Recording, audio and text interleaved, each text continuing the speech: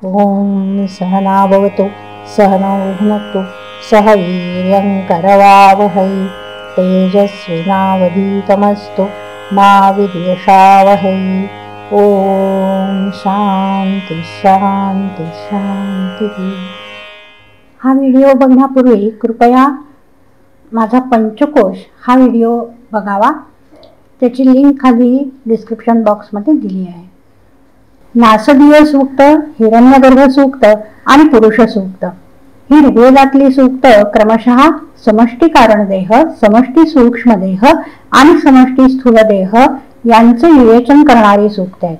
नासदीय सूक्त सुरू करण्यापूर्वी थोडं माया या विषयावर आपण बोलू, कारण नासदीय सूक्ताचा विषय काय आहे? जगताचं मूल कारण, त्यापासून सृष्टी कशी उत्पन्न झाली। जगताचं मूल कारण काय आहे आणि त्या मूल कारणापासून सृष्टी झाली, एवढाच विषय नासदीय सूक्तामध्ये सांगितलेला आहे। काय आहे जगताचं मूल कारण? पंचकोश व्हिडिओ जर तुम्ही पाहिला असेल किंवा लक्षात असेल तर सत्यज्ञान अनंत हे जे ब्रह्मलक्षण आहे ते कसं आहे? ते नित्य शुद्ध बुद्ध मुक्त, ते कुठल्याही शब्दांनी सांगताच येणार नाहीये। त्यामुळे मूल कारण असं जरी तेच कारण आहे तरी ते स्वतः कारण आहे का? ते कारण नाहीये। कारण काय आहे? ते शबल ब्रह्म आहे। शबल ब्रह्म याचा अर्थ काय? शबल ब्रह्म म्हणजे मायायुक्त ब्रह्म। मायायुक्त ब्रह्म आपण नवरात्रीच्या वेळी पाहिलं होतं। त्रिरूप ज्याचं पूजन केलं जातं, जे पुराणांमध्ये ज्या देवता वर्णन केलेल्या आहेत, नवरात्रीमध्ये ज्यांचं पूजन केलं जातं, त्यामध्ये आपण कालीच्या संदर्भामध्ये पाहिलं होतं की कशा अर्थानं ती देवता आहे। त्या सगळ्या देवता ज्या स्त्रीरूप आहेत त्या आदिमाया असंच त्यांना म्हटलं जातं। ती ही माया, आणि ही माया कशी असते? ती स्वतंत्र, तिला अस्तित्व नाहीये। ती सातत्यानं कशी आहे? ती चितयुक्त आहे। कधी उत्पन्न झाली? आदी माया आदी आहे ना, तिने उत्पन्न झाली कधी कधी कसं सांगणार? पहिली उत्पत्ती कधी झाली याविषयी कोणालाच काहीच सांगता येणार नाही शब्दांमध्ये। त्यामुळे वेदांताच्या संदर्भामध्ये आपण मागे पाहिलं होतं की 6 भाव असे सांगितलेले आहेत की जे अनादी आहेत। जीवः ईशः विशुद्धाचित तथा जीवेशयोर्भिदा अविद्या तच्चितो योगः षडस्माकं अनादयः। जीव ईश विशुद्ध चैतन्य, जीव आणि ईश यांचा भेद, अविद्या आणि त्या अविद्येचा चैतन्याशी असलेला योग, हे अनादी भाव आहेत। त्यामुळे ही माया कशी आहे? अनादी आहे। माया, तिलाच अविद्या असं म्हटलेलं आहे। वेदांतामध्ये दोन्ही अर्थानं मायेचं विवरण येतं। तिलाच अविद्या, प्रकृती ही सगळी नावं आहेत। नंतर असं झालं की मायेच्या ज्या 2 शक्ती आहेत, आवरण शक्ती आणि विक्षेप शक्ती, तर या शक्तींच्या उद्बुद्धतेनुसार, उद्बोधानुसार तिला 2 वेगळी नावं दिली गेली। जसं ईश्वर हे जे तत्व आहे ते कसं आहे? तर ते मायेच्या विक्षेप शक्तीनं युक्त आहे, त्याच्यावर आवरण नाही। विद्यारण्य स्वामींनी हे केलं की शुद्ध सत्व प्रधान माया असेल तर तिला माया म्हणायचं, आणि रजतमयुक्त जी अविद्या तिला अविद्या म्हणायचं। ती आहे तीच, पण रजतमाने युक्त झाली की ती आवरण घालते। जीवाला आवरण आहे, ईश्वराच्या ज्ञानावर आवरण नाही। त्याच्या ठिकाणी विक्षेप शक्तियुक्त माया आहे, जीवाच्या ठिकाणी आवरण शक्तियुक्त माया आहे। पण अविद्या, माया, प्रकृती हे सगळे एकार्थी शब्द आहेत, त्याच्यामध्ये काहीही भेद नाही। ही मूलमाया, आदिमाया, ती कशी आहे? ती अस्तित्वात आहे का नाही? तर ती भावरूप आहे। सत आहे का असत आहे? सत याचा अर्थ काय होतो? सत म्हणजे ज्याचा बाध कशानंही होत नाही त्याला सत म्हणतात। ब्रह्मतत्व हे सत आहे, ज्याचा त्रैकालिक बाध होत नाही, कशानंही बाध होत नाही। ना वर्तमान, ना भूत, ना भविष्य, त्रैकालिक बाध राहित्य, आणि ज्ञानानंही बाध होत नाही। ज्ञान हे त्याचं स्वरूप आहे. मायेचा मात्र बाध होतो, त्यामुळे ती सत नाही. जसं स्वप्नाचा बाध होतो जाग आल्यामुळे, आभासिक प्रातिभासिक सत्तेचा बाध होतो प्रमाणांमुळे. प्रमाण हे प्रातिभासिक सत्तेच्या नाशाचं कारण आहे. ज्ञान झालं की बाध होतो. प्रातिभासिक सत्ता याचा अर्थ दोरीवर भासणारा साप असेल किंवा काठी असेल किंवा पाण्याची धार असेल, तर दोरीचं ज्ञान झालं की या सगळ्या आभासांचा नाश होतो, बाध होतो. बाध आणि नाश यामधला भेदही मी तुम्हाला सांगितला होता. बाध होतो म्हणजे काय की कारणासह त्याचा नाश होतो. म्हणजे तिथे साप होता आणि आता त्याचं कारणात रूपांतर झालं, मग ते कारण असं नाही ना, कारणच नाही आहे. सापाचं कारणच अस्तित्वात नाही, दोरी आहे. त्याचं कारण काय होतं सापाच्या ज्ञानाचं, तर ते आवरण अज्ञान हे होतं. मग त्याच्या सकट त्याचा नाश होतो, त्याला बाध असं म्हणतात. मायेचा बाध होतो ते अबाधित तत्व नाही, म्हणजे ते सत नाही. मग ते असत आहे असं म्हणायचं का? असत पण म्हणता येत नाही. असत याचा अर्थ काय होतो? असत म्हणजे अलीक, अलीक असा शब्द आहे ना असत साठी.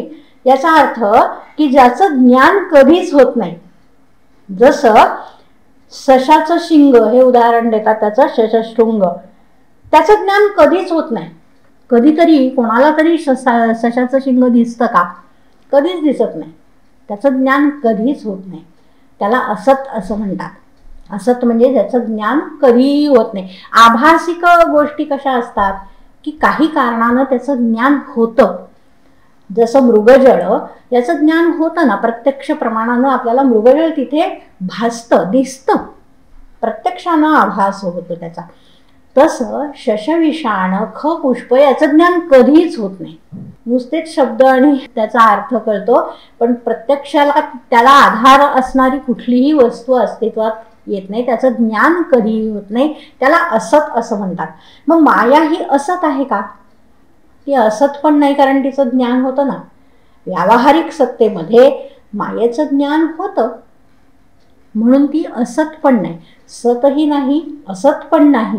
मग सत असत एकत्र आहे का? तसं पण म्हणता येत नाही, कारण ते परस्पर विलक्षण आहेत, परस्पर विरुद्ध भाव आहेत.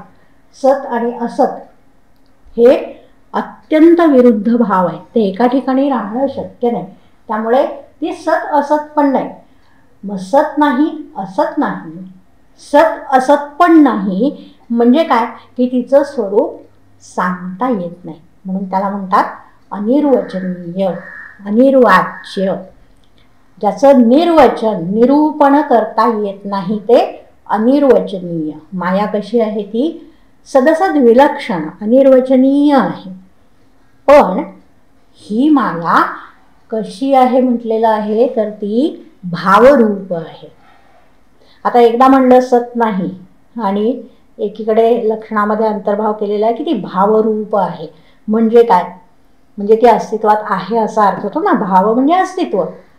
तर याचं भावरूपत्व कसं आहे, तर अभाव विलक्षणत्व सांगण्यासाठी आहे. कारण काय, ती जर अभावरूप आहे असं म्हणलं तर त्याच्यापासून उत्पत्तीच होत नाही. अभावापासून कधीच काही उत्पन्न होत नाही ना. जे नाही अशा कशाही पासून काही उत्पन्न होऊ शकत नाही. म्हणून त्या मायेपासून सृष्टी तर झालेली आहे. म्हणून ती भावरूप आहे. भावरूप, अनिर्वचनीय, अनादी असं तिचं स्वरूप आहे. आणि ती अविद्या आहे. अविद्या म्हणजे काय? मागेही आपण एक समास पाहिला होता, अद्वैत समास, आणि त्याचा अर्थ हे संदर्भाला धरून असतात. अद्वैत तर न द्वैत असा विग्रह होणार नाही त्याचा, असं आपण शिकलो होतो. न द्वैत असा विग्रह केला तर प्रश्न उत्पन्न होतात. तर न द्वैत असं नाहीये, ते काय आहे? तो बहुव्रीही आहे, नाही तत्पुरुष नाहीये. तसं इथे अविद्या सामान्यपणे काय असतं? अज्ञान म्हणजे काय?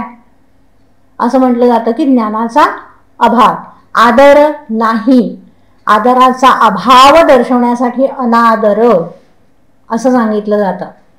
तसं इथे विद्येचा किंवा ज्ञानाचा अभाव सांगितलेला नाहीये. ती आहे भावरूप. ज्ञानाचा अभाव याचा अर्थ अविद्या असा नाही. विद्येचा अभाव म्हणजे अविद्या असा अर्थ नाहीये. मग काय अर्थ आहे त्या नचा? त्या नचा अर्थ विरोधी असा आहे. ती कशी आहे? ज्ञान विरोधी आहे, विद्या विरोधी. म्हणजे काय होतं तर ज्ञानानं तिचा विनाश होतो. ज्ञान निवर्त्यत्व तिच्या ठिकाणी आहे. ज्ञान यामुळे ती नष्ट होते, ज्ञानामुळे ती नाहीशी होते, म्हणून ती अविद्या आहे. ज्ञानाचा अभाव, विद्येचा अभाव, अभाव रूप नाहीये. अभाव रूप म्हणलं तिच्यापासून उत्पत्ती होणार नाही, त्यामुळे ती भावरूप आहे. म्हणजे अविद्या कशी झाली? अनादी भावरूप, आणि ज्ञानानं जिचं निवर्तन होतं, ज्ञानानं जिचा विनाश होतो अशी आहे. हे मायेचं स्वरूप आहे. सगळ्या जगाचं कारण आपण असं पाहिलं की कारण तर खरं परमात्मा आहे, नित्यशुद्ध बुद्धमुक्त, ते कारण आहे ना. मग माया कशी कारण आहे? दोन्ही पासून सृष्टी झालेली आहे की नाही? दोन्ही पासून झाली. ज्याच्यापासून उत्पत्ती होते, ज्याच्यामध्ये स्थिती आहे आणि ज्याच्यामध्ये लय होतो ते ब्रह्म. हे ब्रह्माचं तटस्थ लक्षण आहे.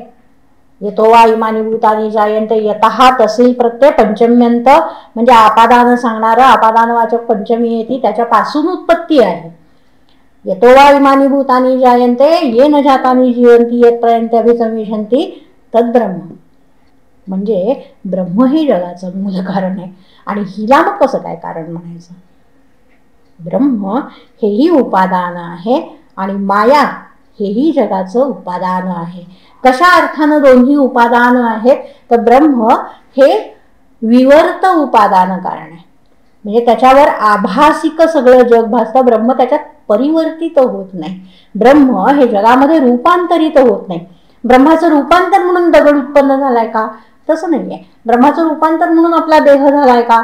तसंही नाहीये. ब्रह्माचं रूपांतर म्हणून काही निर्माण होत नाही, ते रूपांतरित होत नाही, ते कधीही कार्यामध्ये अनुस्यूत नसतं. ते विवर्त उपादान कारण आहे. ब्रह्माच्या ठिकाणी जगताचा आभास होतो असं ते उपादान कारण आहे. आणि माया कशी आहे तर ती परिणामी उपादान कारण आहे. जसं दुधाचं रूपांतर दह्यामध्ये होतं, हे परिणमन आहे, हे परिणामी उपादान आहे. वास्तविकरित्या हे परिणामाचं उदाहरण नाही, आपण तेही पाहिलं होतं की हे वास्तविकरित्या वेदांत दृष्टीनं विचार केला तर हे परिणामाचं उदाहरण नाही. परिणामाचं उदाहरण याचा अर्थ माती आणि घट किंवा सुवर्ण आणि अलंकार ही परिणामाची उदाहरणं आहेत. की सुवर्ण अलंकारामध्ये रूपांतरित होतं, माती घटामध्ये रूपांतरित होते. काय भेद आहे बरं दुधाचं दही आणि मातीचा घट?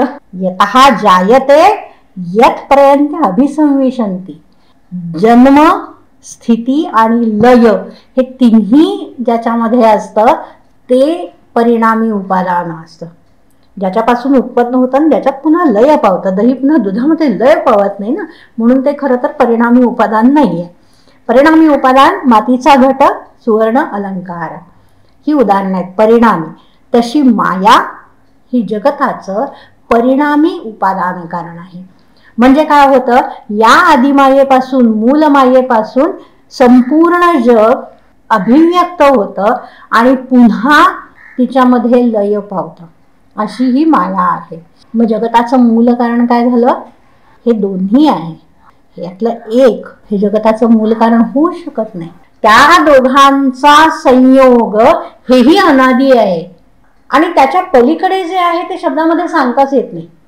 त्यामुळे परब्रह्म हे जगताचं कारण हे सांगताच येत नाही. मग जगताचं कारण काय? तच्चितोर योगा, अविद्येचा चैतन्याशी संयोग, शबल ब्रह्म हे जगताचं मूल कारण आहे. आणि त्याच्यापासून संपूर्ण विश्व अभिव्यक्त होतं. सर्व विश्व त्याच्यामध्ये लय पावतं. म्हणजे काय? त्या अज्ञानामध्ये, त्या अविद्येमध्ये ते मिसळून जातं, एकरूप होतं, एकजीव होतं. त्याला वेगळं अस्तित्व राहत नाही. ते त्याच्यामध्ये आहे का नाही? आहे, पण ते अभिव्यक्त नाही.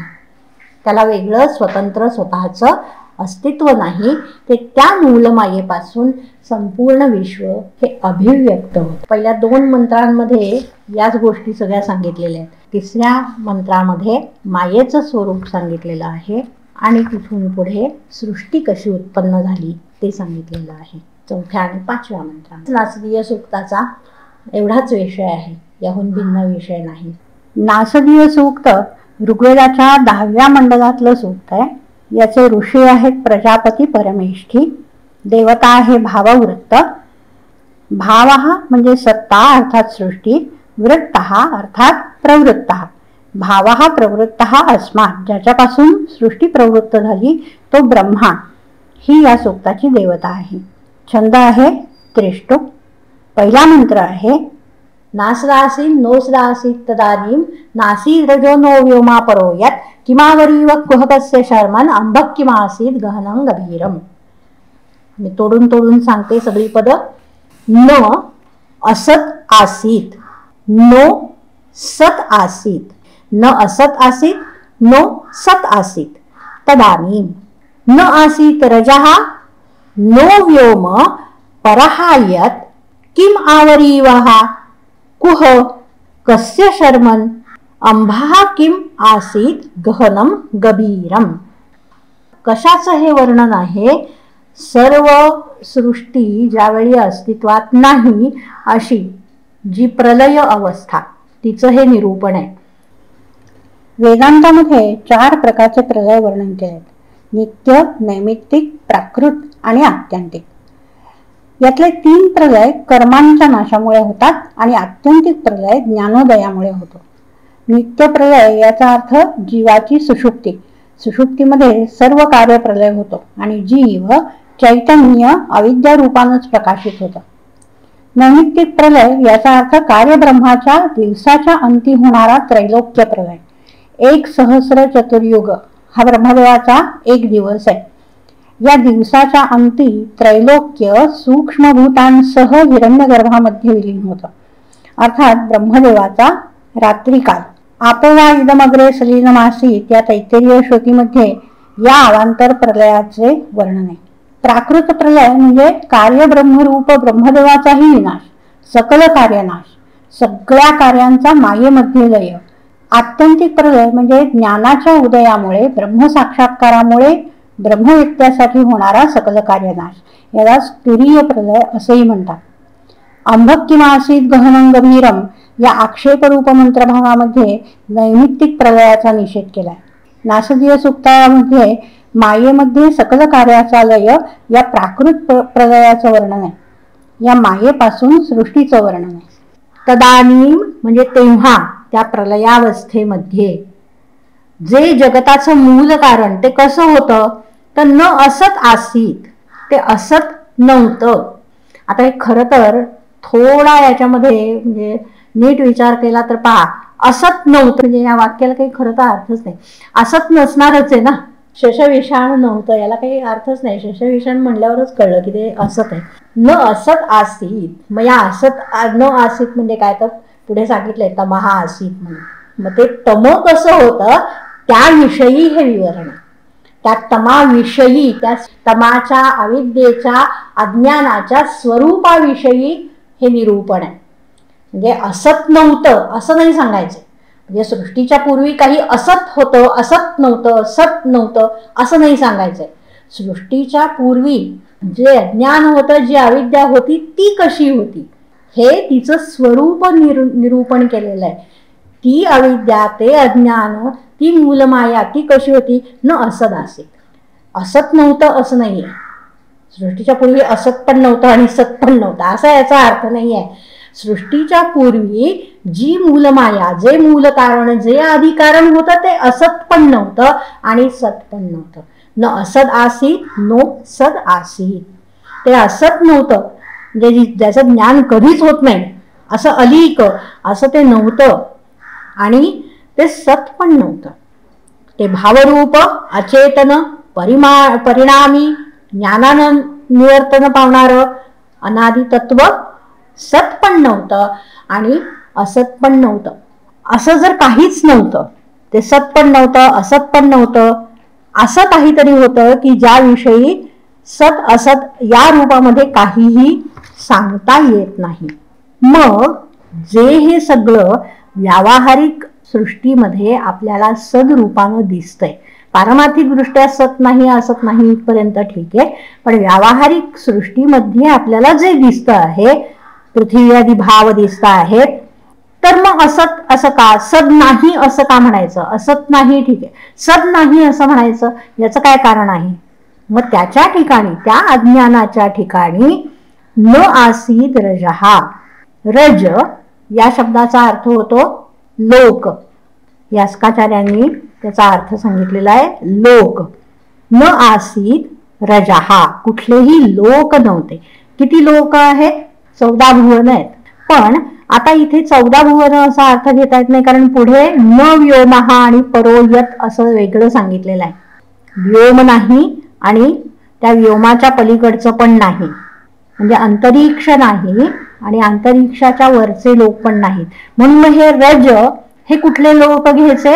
तर पृथ्वीपासून ते सप्तपाताल अधोलोक, पृथ्वीपर्यंत, पृथ्वी ऊर्ध्वलोकामधलं पहिलं, पृथ्वीपासून 7 अधोलोक, तेही तिथे अस्तित्वात नव्हते. व्योम म्हणजे अंतरिक्षही नव्हतं आणि अंतरिक्षाच्या वरचे परहा, परहा परस्तात असा अर्थ होतो इथे. परहा परस आणि परस्तात असा या शब्दाचा अर्थ आहे. व्योमाच्या परस्तात, अंतरिक्षाच्या वर म्हणजे स्वर्ग लोकापासून स्वहा महाजनहा तपहा सत्य, सत्य लोकापर्यंत तेही लोक नव्हते. केव्हा? तदानीम, त्यावेळी. म्हणजे केव्हा? प्रलयावस्थेमध्ये. प्रलयावस्थेमध्ये तदानीम न आसीद रजहा नो व्योमा न परोयत, अतल वितलादी सप्तपाताल नव्हते, पृथ्वी नव्हती, अंतरिक्ष नव्हतं आणि स्वर्गलोकापासून सत्यलोकापर्यंतचे लोकही नव्हते. मग हे जे ब्रह्मांड आहे 14 भुवनांचं एक ब्रह्मांड, ते ब्रह्मांड कशानं आवरित आहे? कशाचं त्याच्यावर आवरण आहे? कारण व्यापक असतं. कारण व्यापक, कार्य व्याप्य. ब्रह्मांडाचं कारण काय आहे? ती सूक्ष्मभूत आहेत. ती सूक्ष्मभूत ती पण नव्हती. का नव्हती? कोणावर आवरण घालणार ती? ज्याच्यावर आवरण घालायचं तेच काही नाही. आवरण घालण्यासाठी आधार पाहिजे काहीतरी, ज्याच्यावर आपण आवरण घालू. तो आधारच अस्तित्वात नाही तर कोणाला आवरण घालणार? किम आवरी वहा. ब्रह्मांडाचा स्वरूपाने निषेध केला. 14 भुवनात्मक ब्रह्मांड ते अस्तित्वात नाही, त्याला आवरण घालणारे जे सूक्ष्मभूत, त्यांचा निषेध कसा केला आहे? किम आवरी वहा, कोणाला आवरण घालणार? ज्याला आवरण घालायचं तेच नाही, म्हणून जे आवरण घालतात तेही अस्तित्वात नाहीत. कुह, इथे ह जो आहे तो त्रल या अर्थानं सप्तम्य अर्थक आहे. कुह म्हणजे कुत्र. कुठे आवरण घालणार? कोणाला आवरण घालणार आणि कुठे? त्यांना आवरण घालण्यासाठी अवस्थान, स्थिती, प्रदेशच नाही काही अस्तित्वात. त्यामुळे त्या पंच सूक्ष्मभूतांचाही निषेध केलेला आहे. 14 भुवनात्मक ब्रह्मांड नाही, त्यांना कारणभूत असणारे, त्यांना आवरण घालणारे, त्यांना व्यापून राहणारे असे सूक्ष्मभूत तेही नाहीत. कारण कोणाला ते आवरण घालणार आणि कुठे आवरण घालणार? हा सगळा काय आहे? हा भोग्य प्रपंच आहे, जो भोगासाठी असतो. तो भोग्य प्रपंच कोणासाठी आहे? तो भोगत्याच्या सुखासाठी आहे.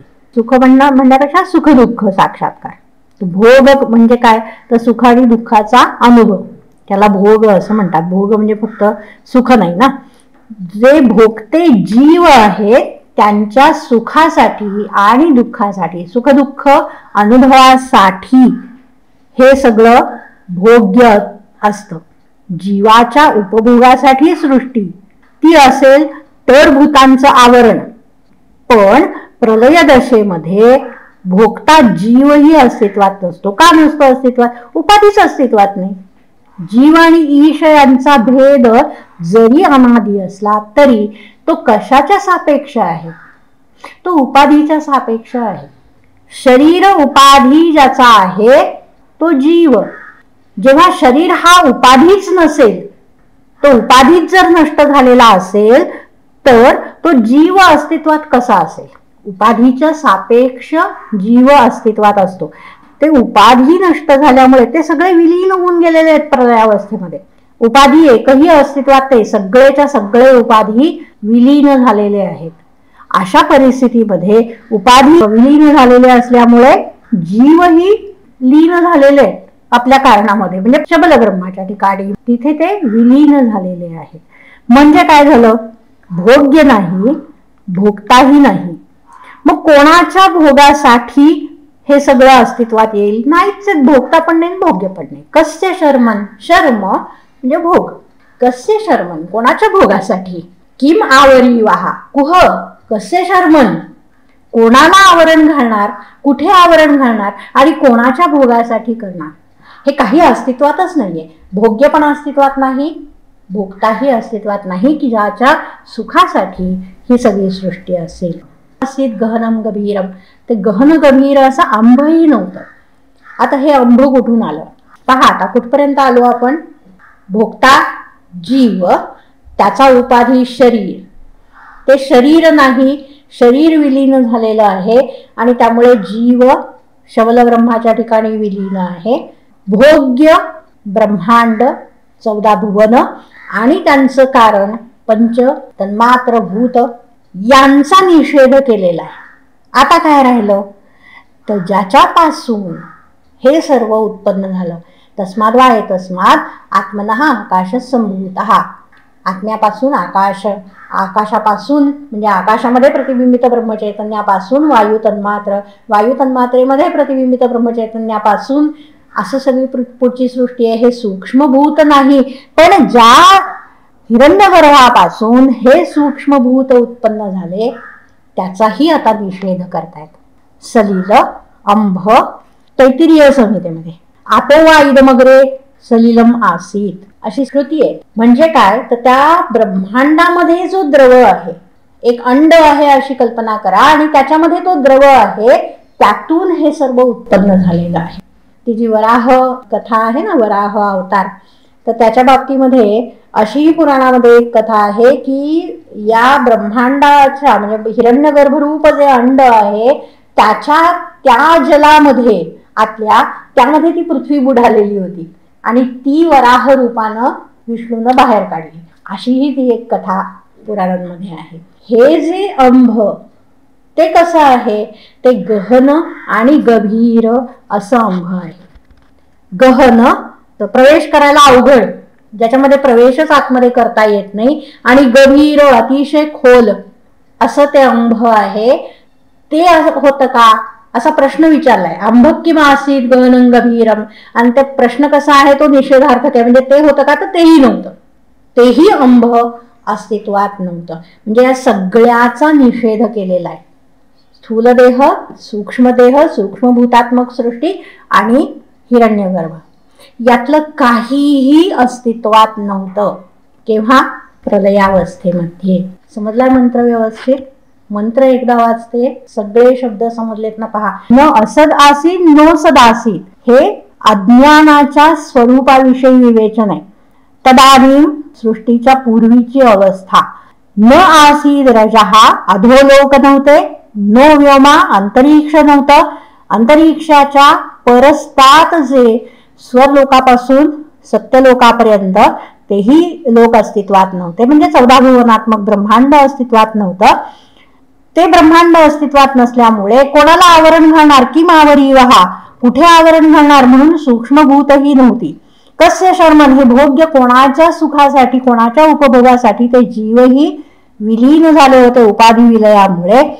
आणि अंभा किमासीत गहनम गभीरम, प्रवेश करायला अत्यंत कठीण आणि अत्यंत खोल असं अंभ, हिरण्य गर्भामध्ये असणार सलील अंभ, तेही अस्तित्वात नव्हतं. नासदासीन नो सदासीत तदानीम नासीद्रजो नो व्योमापरोयत किमावरी वहा कुहकस्य शर्मन अंभक किमासीत गहनं गभीरम. पुढचा मंत्र घ्यायचा. न मृत्युरासीन अमृतम न तर्हि न रात्र्या अंधा आसीत प्रकेतः आनीदवातम सुधयात देकम तस्माद्यन्यं न परः किंचन आस. जगताच्या मूल कारणाविषयी विवेचन आहे ना. मग ते मूल कारण हे केवळ अज्ञान नाहीये, केवळ अविद्या, केवळ अज्ञान, केवळ माया हे मूल कारण नाहीये. मूल कारण काय आहे? ते शबल ब्रह्म आहे. परब्रह्म याविषयी विवेचनच करता येत नाही, तर शबल ब्रह्म हे मूल कारण आहे. ते मूल कारण या मंत्रामध्ये आता सांगितलेलं आहे. इतका जो संहार पहिल्या मंत्रामध्ये वर्णन केला, नासदासी नोसदासी तदानी नासी द्रजहा न व्योमा परयत, म्हणजे व्योम नाही, त्याच्या पलीकडचं अंतरिक्ष नाही, स्वलोक नाही, 14 भुवनांचं ब्रह्मांड नाही, त्याचं मूल कारण जे आहे ते सूक्ष्मभूत नाही, या सगळ्याचा संहार झाला ना. जे होतं पूर्वी, सृष्टीच्या पूर्वी असलेल्या सृष्टीमधल्या सगळ्याचा संहार झालेला आहे. ती प्रलयावस्था वर्णन करतायत ते. तर या सगळ्यांचा संहार करणारा तो मृत्यू आहे. मग तो होता का? तो तरी असायला हवा. न मृत्युरासीत, तो मृत्यूही तेव्हा नव्हता. म्हणजे सगळ्यांचा संहारक असाही कोणी अस्तित्वात नाही. मग अस्तित्वात नाही तो मृत्यू, अस्तित्वात नाही मग अमृतत्व आहे का? सर्व सृष्टीचं नष्ट न होणं अशी स्थिती आहे का? न मृत्युरासीत अमृतम न, मग अमरण अशी ही स्थिती नाही.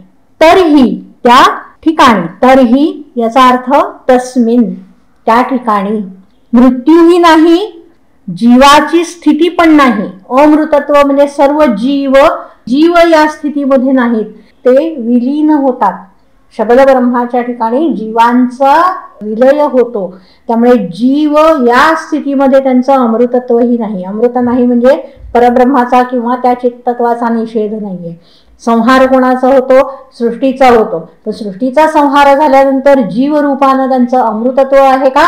त्यांचं अमृतत्वही नाही, तेही शबल ब्रह्माच्या ठिकाणी विलीन आहेत. न मृत्युरासीत अमृतम न तरीही, तरीही म्हणजे तस्मिन प्रलय समयी. मग या सगळ्याचं कारणभूत असलेला जो काल आहे तो अस्तित्वात होता का? तोही अस्तित्वात नाही. न रात्र्या अंधा आसीत प्रकेतः, रात्री आणि दिवस यांचंही ज्ञान नाही. प्रकेत ज्ञान, प्रज्ञान, जाणीव, कारण ते अस्तित्वातच नाहीत म्हणून त्यांचंही ज्ञान नाही. सूर्यचंद्र नाही तर अहोरात्र कुठून येणार? मग अहोरात्र नाही तर मग मास नाही, ऋतू नाही, संवत्सर नाही, कुठलाच काळ अस्तित्वात नाही. म्हणजे काळाचाही निषेध केलेला आहे. न मृत्युरासीत अमृतम न तरीही, न रात्र्या अंधः आसीत प्रकेतः. आसीत कडे न चालवाय घ्यायचा. रात्र्या अंधः प्रकेतः न आसीत, रात्री आणि दिवस यांचं संज्ञान, यांचं ज्ञान नव्हतं. मग होतं काय? आनीदवातम स्वधया तदेकम, ते एक ब्रह्म आनीत, प्राणीत, प्राणन करत होतं. म्हणजे काय? श्वासोच्छ्वास करत होता असा अर्थ होतो का? वात नव्हता तर श्वासोच्छ्वास कसा करेल? अवातम आनीत, वाता व्यतिरिक्त तो प्राणन क्रिया करत होता. म्हणजे काय? तर तो स्वरूपानं प्रकाशित होत होता. चैतन्य, चैतन्य तद एकम, एक चैतन्य अवातम आनीत, वातरहित स्थितीमध्ये प्राणन क्रिया करत होतं. म्हणजे प्रकाशित होत होतं. जसं आपण सुषुप्ती स्थितीमध्ये अनुभव घेतो. सुषुप्ती स्थितीमध्ये काय असतं? मनाचाही विलय होतो. मनाचा विलय झाल्यानंतर, विलय होतो म्हणजे काय? की ते वृत्तीरूपानं परिणत होत नाही. वृत्तीरूपानं मन परिणत होत नाही म्हणजे काय? की आपल्याला सूक्ष्मदेह आणि स्थूलदेह या दोन्हीचंही भान नसतं. तेव्हा खरं तर अंतःकरण पण नाही, सूक्ष्मदेह नाही म्हणजे अंतःकरणाचंही भान नाही. पण मला उठल्यानंतर काय कळतं? की मी अत्यंत सुखानं झोपले होते आणि मला काहीही कळलं नाही. हा जो सुखरूप अनुभव आहे तो कुठला आहे? तो सुखरूप अनुभव हे चैतन्य स्वरूपानं प्रकाशित होतं, तो आहे. हा सुखरूप अनुभव अंतःकरणाचा नाही, मायेचा नाहीये. अविद्या ती सुषुप्ती दशेमध्ये असते. अविद्येनं उपहित चैतन्य, अविद्या उपाधी आहे आणि त्यानं उपहित चैतन्य ते सुषुप्तीमध्ये प्रकाशित होतं. प्रकाशित म्हणजे सूर्यासारखं प्रकाशित शब्द कुठला वापरणं शक्यच नाही, त्याचं अस्तित्व फक्त तिथे असतं. ते प्रकाशित होतं म्हणा, स्पंद पावतो म्हणजे स्पंद म्हणजे थरथरेल, कापेल, स्पंद पावेल असंही नाही त्याचा अर्थ. पण ते तेव्हाच फक्त प्रकाशित होतं, दुसरे शब्दच नाही आहेत सांगायला आपल्याला. म्हणून प्रकाशित होतो, स्पंदन पावतो असं म्हटलं जातं. अविद्या उपहित चैतन्य सुषुप्ती दशेमध्ये प्रकाशित होतं. ते प्रकाशन सुखरूपानं आपल्याला, ती अविद्येची वृत्ती आहे. सुख ही अविद्येची वृत्ती आहे. ती प्रकाशित कशानं होते? सुखरूप वृत्ती ती चैतन्यामुळे प्रकाशित होते. अविद्येनं उपहित चैतन्य तिथे प्रकाशित असतं, म्हणून अविद्येची सुखरूप वृत्ती सुषुप्तीमध्ये प्रकाशित होते. तेच विवरण इथे केलेलं आहे. आनीदवातम, वातरहित प्राणन म्हणजे काय तर अविद्येमध्ये, मायेमध्ये उपहित असं ते परब्रह्म, शबल ब्रह्म स्वतःच्याच स्वरूपानं प्रकाशित होतं. माया आणि चैतन्य यांचा विभाग संभवत नाही. जे आपण कालीच्या रूपामध्ये पाहिलं की तिच्या पायाखाली शंकर आहे, म्हणजे ती शंकराला मारते असं त्याचा अर्थ नाही, तर शंकरा व्यतिरिक्त तिचं अस्तित्वच नाहीये. अर्धनारी नटेश्वर असू देत किंवा काली रूप असू देत, ते परस्पर व्यतिरिक्त असं त्यांना अस्तित्व नाहीये. हे शबल ब्रह्म, हे चैतन्य आणि माया यांचं एकत्रित अस्तित्व आहे. तच्चितोर योग हे अनादि स्वरूप आहे, अनादि मूल माया आहे. म्हणून स्वधया कशाच्या मध्ये प्रकाशित होत होतं ते, तर स्वधया आनीत. स्वधा याचा अर्थ माया. स्वस्मिन ध्रियते इति, स्वतःमध्ये जी धारण केली जाते, स्वतःच्याच आश्रयानं जी राहते ती स्वधा म्हणजे माया. त्या परब्रह्माच्या आश्रयानं काय राहतं? माया आहे. म्हणून स्वधा म्हणजे माया. त्या मायेमध्ये तो प्रकाशित होतो. तम स्वधया तदेकम, ते एक परब्रह्म मायेमध्ये वातरहित प्राणन क्रिया करत असतो. तस्माद अन्यहा परहा किंचन आसन. मग आता त्याच्या पलीकडे अजून काही आहे का? कारण तो एकरूप जो मायेमध्ये प्रकाशित होतो त्याहून पर, त्याहून पलीकडे मायासहित ब्रह्म, याहून भिन्न असं कोणीही, कोणतंही भूतभौतिक जगत अस्तित्वात नाही. तस्मादि अन्यहा न किंचन आसन. पहा परत, न मृत्युरासीत अमृतम न, केव्हा? तरीही त्या प्रलयाच्या समयी. न आसीत रात्र्या अन्नाः प्रकेतः. आनीद अवातम स्वधया तदेकम, तस्मात् अन्यत न परहा किंचन आस. काहीही त्याच्या पलीकडे अजून भूतभौतिक सृष्टी नव्हते. मूल कारण काय आहे? चैतन्य आणि माया यांचा योग. त्याहून पलीकडे अजून काही मूल कारण म्हणून अस्तित्वात नाही. त्याच्यापासून सृष्टी होते, त्याच्या पलीकडे अजून कोणत्याही सृष्टीचं मूल कारण अस्तित्वात नाही. अर्थ कळलाय दोन्ही मंत्रांचा व्यवस्थित? काय श्यामली, काय विचारायचे? न मृत्यू आसीत अमृतम न, म्हणजे मृत्यूचं कळालं पण अमृतम न नाही कळालं. हे बघ, मृत्यू म्हणजे काय की तो सर्वांचा संहार करतो. सर्वांचा म्हणजे कोणाचा संहार केलेला आहे त्यानं? तो पंचभौतिक सृष्टीचा संहार करणार आहे. अन्य कोणाचा संहार करणार आहे? तो जीवाचा, चैतन्याचा संहार तो मृत्यूच्या हातात आहे का? नाही. तो पंचभौतिक सृष्टीचा संहार करणार आहे. मग तो संहार करणारा मृत्यू नाही तर मग हे जीव होते का अस्तित्वात? अमृत जे आहेत ते अमरण रूप जीव होते का? ते असायला हवेत ना. मग त्या मृत्यू नाही, ठीक आहे, त्यानं सगळ्याचा संहार केलेला आहे, तोही नाही, पण या पंचभौतिक सृष्टीचा सगळा निषेध करून झाला तर अमृत होतं का? अमरण होतं का? अमरण रूप जीव हेही शबल ब्रह्मामध्ये विलीन आहेत, तेही नव्हते. अमृत सुद्धा नव्हतं. हरी. अशाच व्हिडिओसाठी माझा चॅनल सबस्क्राईब करा. तुमचे काही प्रश्न, सूचना, प्रतिक्रिया असतील तर खाली कमेंट बॉक्समध्ये लिहा किंवा टेलिग्रामवर माझ्याशी संवाद साधू शकता. माझा टेलिग्राम ID दिलेला आहे. धन्यवाद.